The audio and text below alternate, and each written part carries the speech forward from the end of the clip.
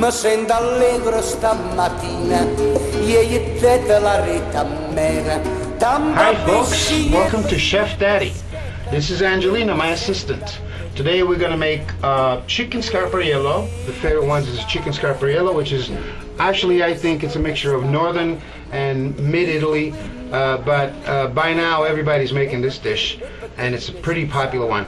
We have some of the ingredients ready to go. Angelina helped me. She prepared some of the stuff here. We have some butter here. We have garlic, parsley. We have chopped garlic, and then we have garlic clove.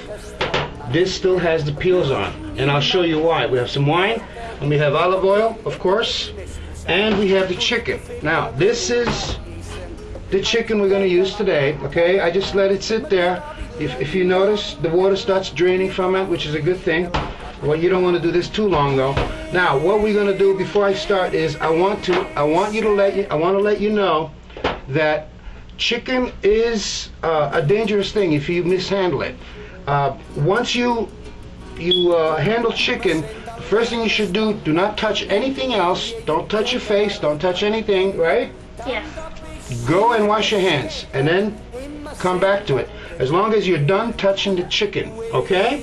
So what I'm going to do is I'm going to show you how we're going to cut the chicken for the chicken scarpariello. It's very basic. It's easy.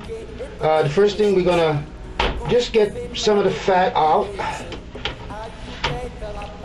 Just trim it around here.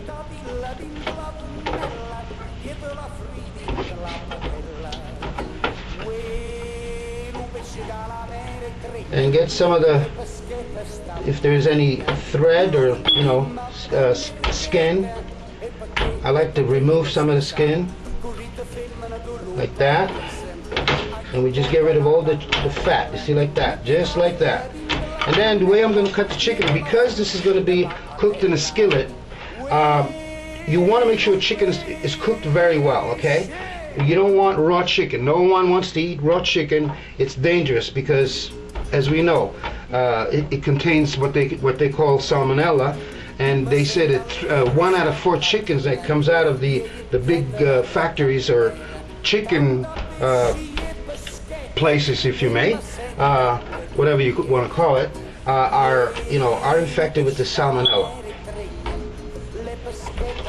Small pieces like this. Otherwise, if you have if you want to make bigger pieces, you will have to cook the chicken in oil and fry it in oil, and then you will have to probably put it in the oven. So that means that you're going to need a skillet or some kind of a pan that can go in the oven. But we're not going to do that today with the oven. We're just going to use the skillet, okay? So about this size, chicken is about good, just like this, okay? I'm not going to cut all of them, so I'm just going to go wash my hands, and I'll be back, because mushrooms, they soak up a lot of water, and when what happens is they just get really soggy, and we don't want that to happen. So we're going to take off the stem of the mushrooms. Did you know that most of the flavor of a mushroom is right inside here? This is where most of the flavor of a mushroom comes from. That goes for almost any mushroom. And here we are. Take the stems off. And then we're going to cut some mushrooms, see? And what I'm going to do is I make them kind of like, not too thin, you know.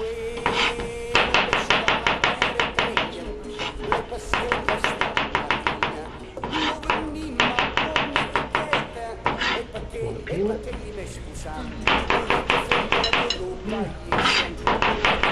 Angelina's going to peel the potato for me. And here we go. And we got the mushrooms here. Now, what we're going to do is I'm going to throw that away. We're going to put the mushrooms in here. Right in there.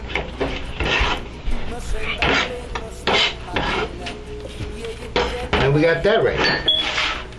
See, cooking is like really important to prepare things. All right, and we got that. Now, what we're gonna do is we're gonna use this pan here, and we're gonna start cooking the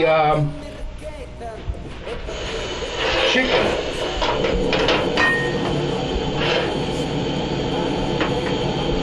I'm gonna put some oil in here.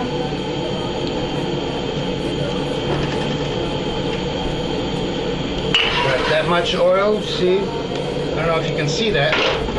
That's about right. And then we're going to put the chicken in the flour before it goes in the pan. See? So now I'm using this one hand. Just one hand to make sure that the chicken gets flour and everything. Okay? And I kind of do it as quick as possible. I drop that in there.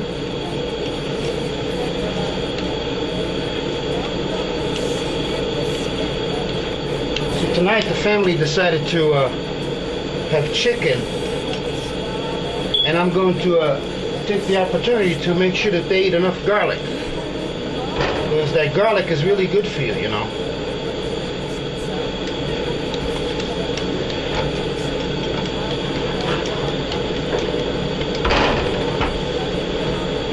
So we're going to cook the chicken first, which is very important. And then we're going to combine all the rest of the ingredients.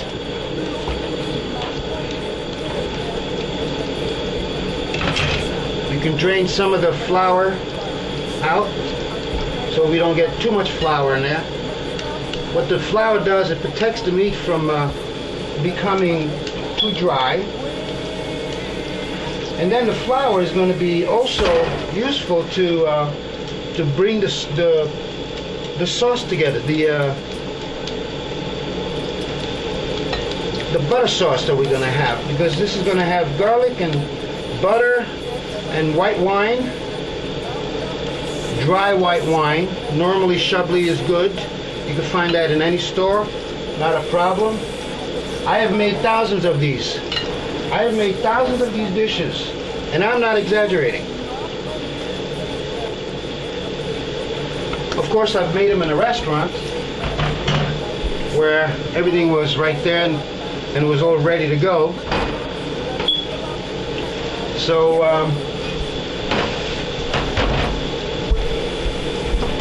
and there it is, it's cooking right now.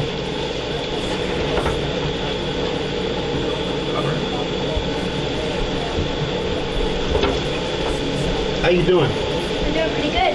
I'm gonna help you? And the kids decided to call me Chef Daddy, by the way. Actually, Angelina, she came up with the idea. Just wanted to throw that in there, you know.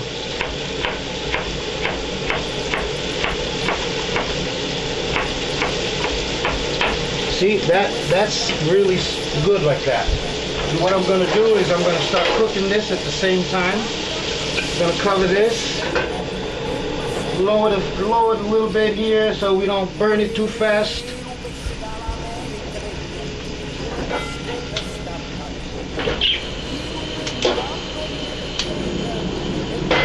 Okay.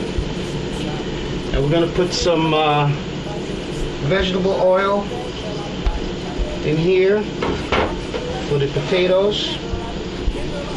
Vegetable oil. Here, Chef Daddy, here's your vegetable oil. Thank you.